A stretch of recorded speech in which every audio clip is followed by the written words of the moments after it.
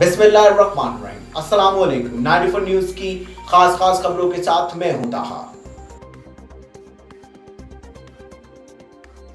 लाहौर जौहर town में होने वाले धमाके में 8 अफराद जख्मी हो गए। 94 न्यूज़ के मुताबिक लाहौर के इलाके जौहर टाउन में धमाका हुआ है। धमाका इस कदर शदीद था कि इसकी आवाज़ मीलों दूर तक सुनाई गई, जबकि करीबी इमारतों के शीशे टूट गए और आसपास की खड़ी गाड़ियों को भी शदीद नुकसान पहुंचा और धमाके की जगह पर आग लग गई।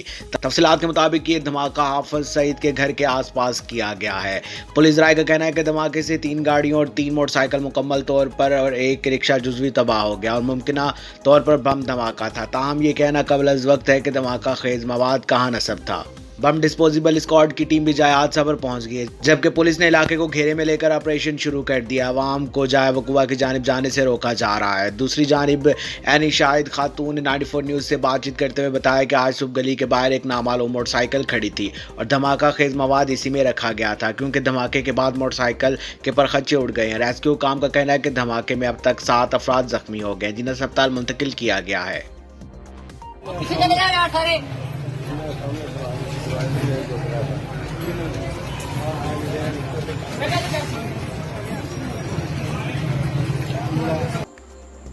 अब तक के लिए सिर्फ इतना ही। मजीद खबरों और अपडेट के लिए 94 न्यूज़ के साथ रहेगा। अपना ख्याल रखिएगा।